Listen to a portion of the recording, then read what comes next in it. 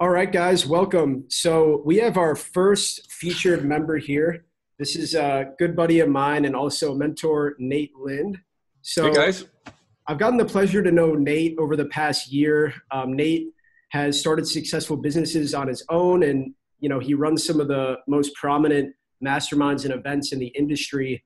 So Nate has just been incredibly helpful for me, especially in the past year, just sort of expanding my network and meeting some very, very powerful individuals through his masterminds and business leaders that have really just transformed my way of thinking and really my business in the past year. So I wanted to have Nate on here just to share some of his knowledge with you guys to, really help out the group. So Nate, thanks so much for being here. I know you have plenty of other things you could be doing with your time. But yeah, it's great to have you here. Well, thanks for inviting me out. I always love, sharing my experiences with people. I was just, thinking about this the other day. The more I share about what's working and what's not working for me, the more feedback I get from the universe, from, folks like yourselves, people that just ping me in Facebook. It's just magic. You give first and then people give back in return. And it just always works that way. So thank you for giving me this opportunity. Yeah, absolutely, man. So one thing that I want to start out with, so I know about your background. So you started out sort of in the corporate world, right? You were working in the mortgage space, and then you ventured out kind of later in your adulthood into entrepreneurial ventures. Kind of tell me about that transition and tell me how that started. I had a false start. So I was an entrepreneur in my 20s. I used to flip homes. And then when the housing market crashed, I parlayed that experience into a financial executive management type consultant. So I spent some time with Fannie Mae, Freddie Mac, and the last job I had was the vice president at Bank of America before I then segued back into being an entrepreneur. So I read Rich Dad Poor Dad when I got out of college, and it was a life-changing book for me. I realized I did not want to just work for somebody else, 9 to 5. I actually started right after college doing that, and it was excruciating. Between the hour and a half commute each way, and then the, really 9 hours of work because you have an hour long lunch and then another hour and a half home. I was basically spending 12 to 13, sometimes 14 hours if traffic was really bad, working for somebody else in some nameless company, nameless organization that didn't really matter what I did, whether I was making it more money or not. I wasn't making any more money. And so then that's when I went into real estate. And then, I had a very successful career in real estate, sold and flipped 75 houses in my 20s. And in 2008, the housing market went poof. And I basically didn't have a job or didn't have a company anymore. The industry was not so kind to just tell me one day, hey, Nate, it's done. Instead, it was just kind of this lingering, festering wound that took about 8 months for me to figure out that this isn't going to work anymore. And I had to go get a job. My then wife was telling me I had a son on the way, had just bought a house, and I'm a man. I had to put up or shut up. I had to go find some work somewhere. And that's what I did for the consulting world and corporate America. And then in 2011, I at that point, I've been doing it for about 3 or 4 years. And I had a kind of a sweet deal with Bank of America. I was working remote, so I didn't have the commute anymore. I was able to take that time I was using when I was commuting, and even when I was commuting, I was listening to podcasts and audiobooks and doing new learning and stuff to help increase my own knowledge and skill set. And in 2011, I partnered up with a couple of folks, and we were looking at buying a company, a supplement company, and that turned out to not work out, which is fine.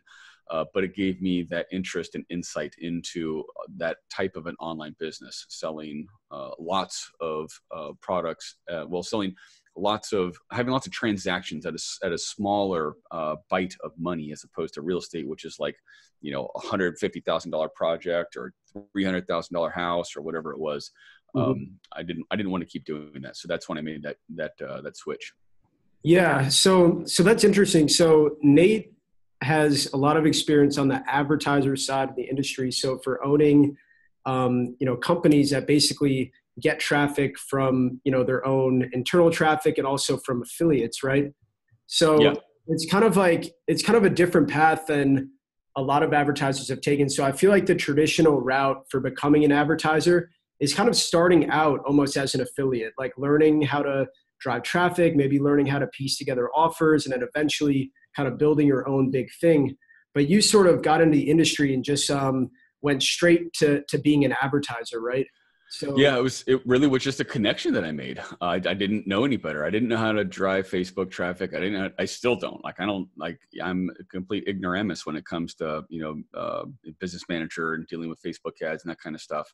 yeah, My expertise was in the logistics, the operations, the supply chain, managing the processes, and there was a point in time at Bank of America and Fannie Mae where I was literally like flowing, like on a flow chart, out business processes for large organizational units for them to then implement. So I had that experience, and just so happened that through a connection, that was an introduction that was made to me.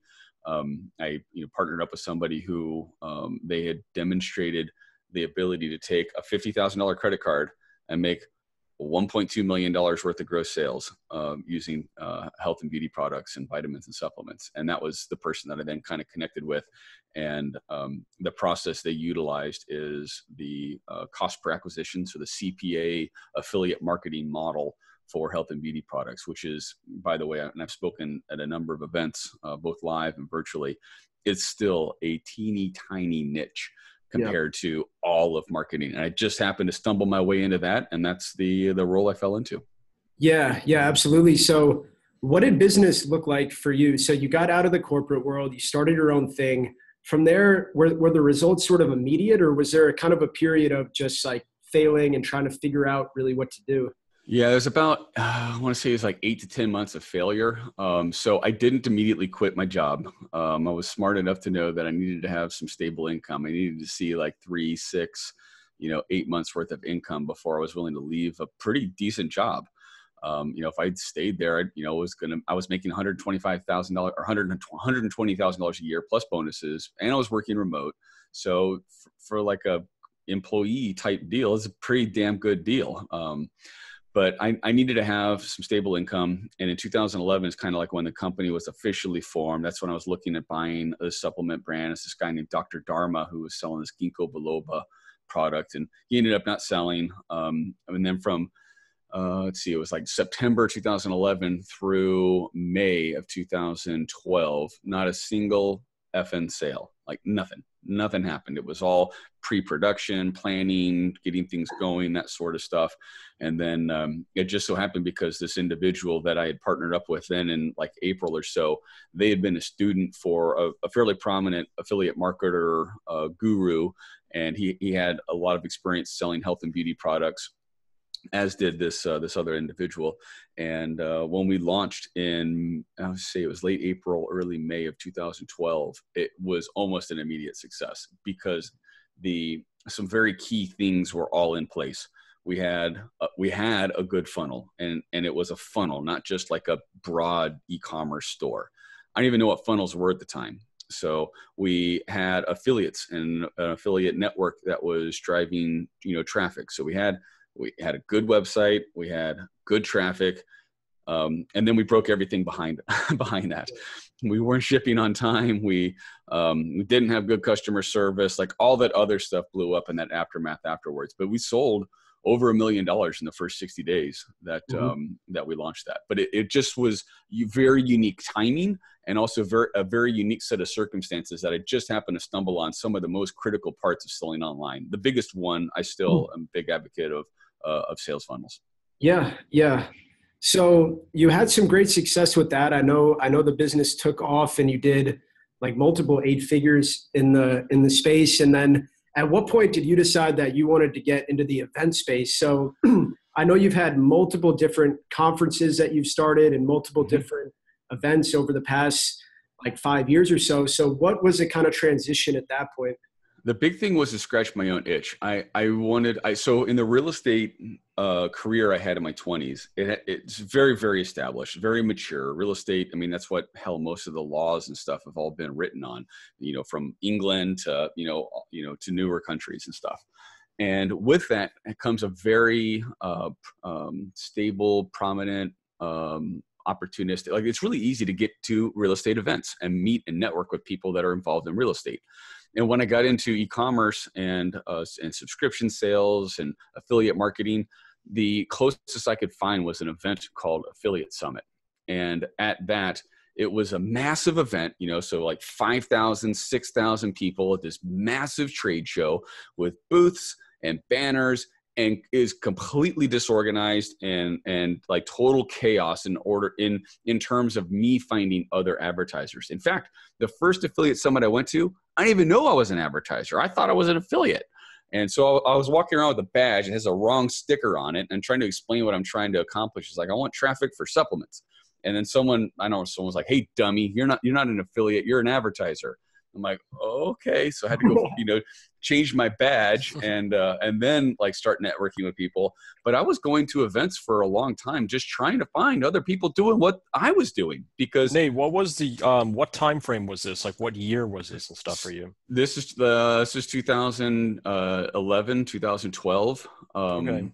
Yeah. So in that time frame, I was just looking for people that were doing stuff similar to me. And there weren't Facebook groups with them in it at the time. There weren't, now there's like Skype groups and Facebook groups, and there's everyone's got a mastermind now, and like there's a lot of community that has grown in the last like 2-3 years. But back then there wasn't anything. And to answer your question, Tyler, the reason why I got into doing events is really because I wanted to be a better seller. Like I wanted to be better at my craft.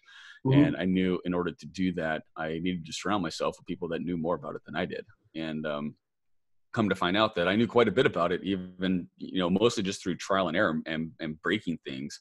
But the very first event I did, at the time, it was called the Continuity Council. So because the majority of the health and beauty merchants also sell as a subscription-based business model, continuity is just another lingo for subscription. So I hosted this event in Albuquerque and invited, a bunch of people out to it that I'd met at events or other people's, conferences. There was one fulfillment company that was inviting their clients together to go to Key West. And I had a chance to meet with a bunch of other advertisers there because we were all using the same fulfillment company. And starting from some of these, making these connections and threads, these events was really just a passion project for me. It's only become a full-time effort for me this year. Up until March of this year, I'd always either had, my own offers or had an agency for a period of time and, business partners and stuff associated with all that.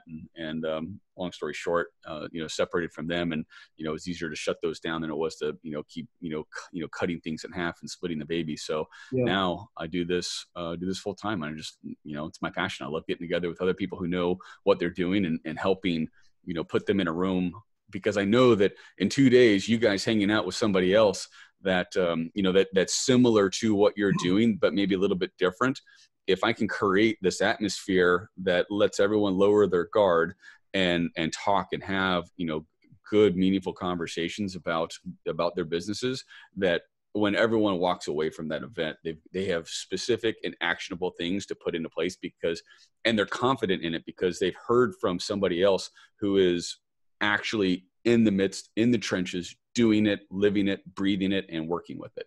Yeah. So I think like really Nate, one of Nate's like best skills that I've noticed since I've gotten to know Nate in the past year is Nate is just incredibly good at connecting people, and not just like, hey, making introductions like here on there on Skype, but connecting like massive amounts of people.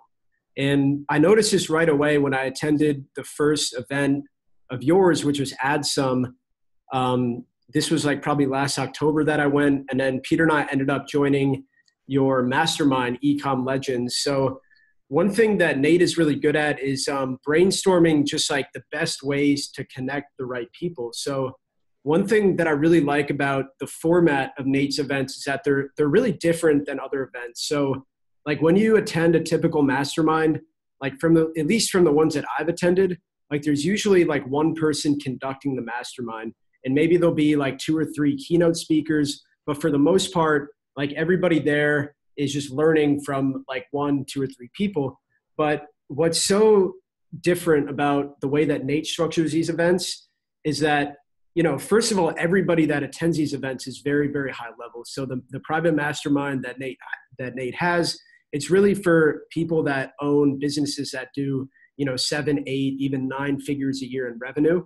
But it's also formatted in a way that's very conversational. So instead of showing up and it being just one person or, a couple keynote speakers that lead the whole thing, Nate actually does sort of like a mini group format where, whoever you're interested in learning from the group, we'll sort of have like these mini breakout sessions where wherever you're interested in going or whoever you're interested in learning from, you can just kind of be in a smaller group that's more intimate and a lot more conversational.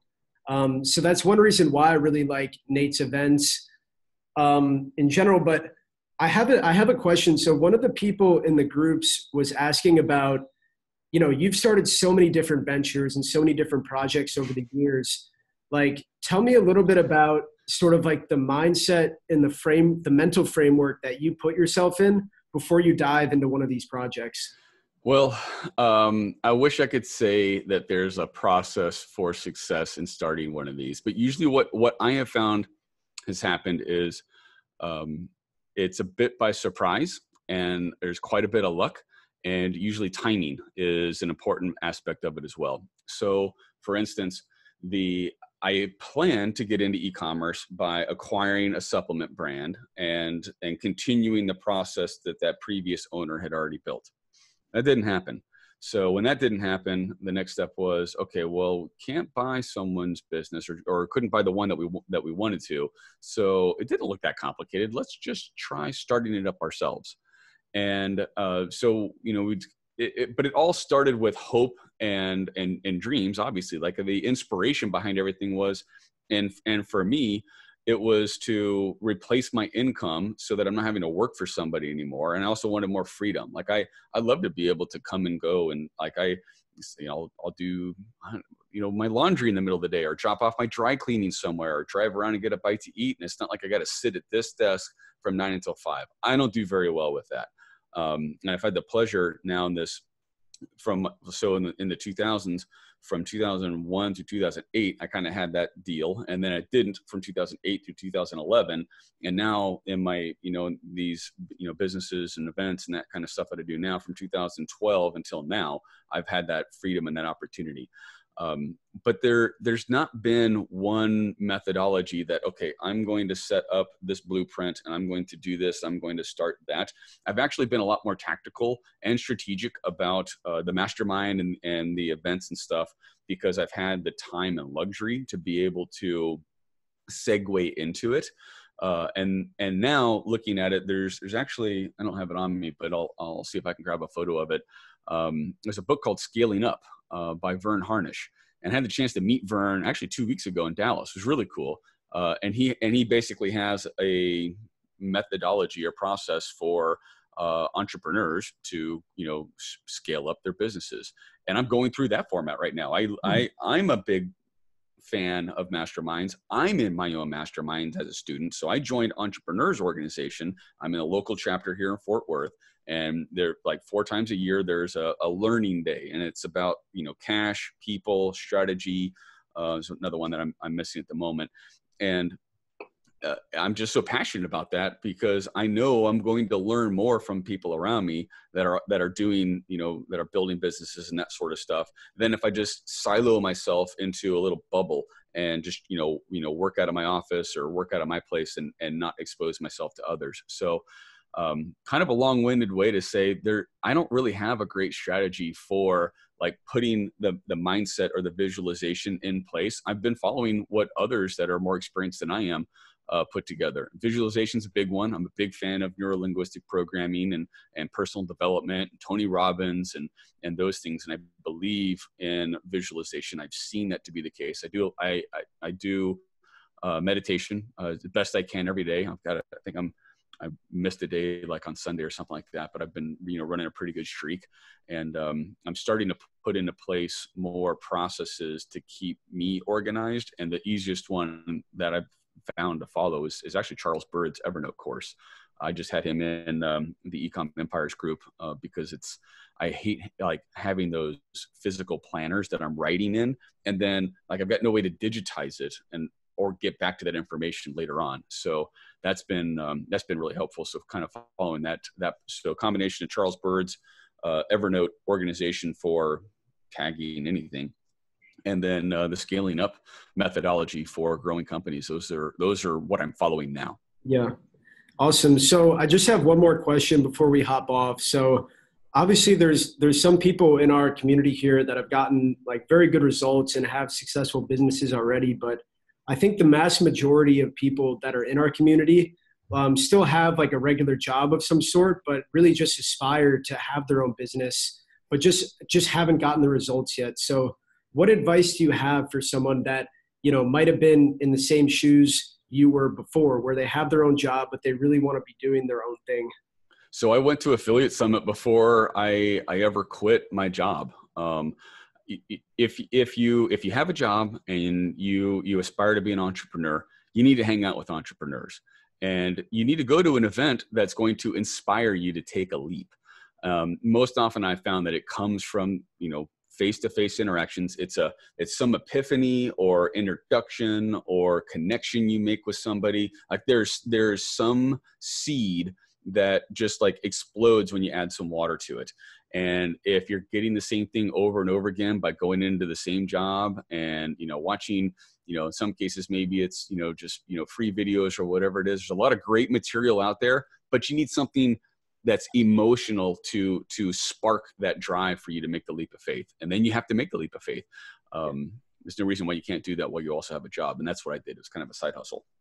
Yeah. Nate, can you talk in depth more about your masterminds? Because I know that Tyler and I have been attending one of your events called Legends Mastermind. Can you talk about kind of which events you have going on and which ones are for kind of people of which levels in business? Yeah, absolutely. So we have events for people in a variety of different levels. In November 14th and 15th in Fort Worth, Texas, we've got our upper level masterminds called Ecom Legends. And it's a great place, as you guys said, for people that are doing 7, 8, 9 figures, or who want to be doing 7, 8, or 9 figures. We did a scholarship just recently, and we've got some folks that are newer in their trajectory or newer in their journey. And I love an inquisitive mind. They're absolutely welcome. Then the next big event that we have is March 21st through 28th. And that's a cruise.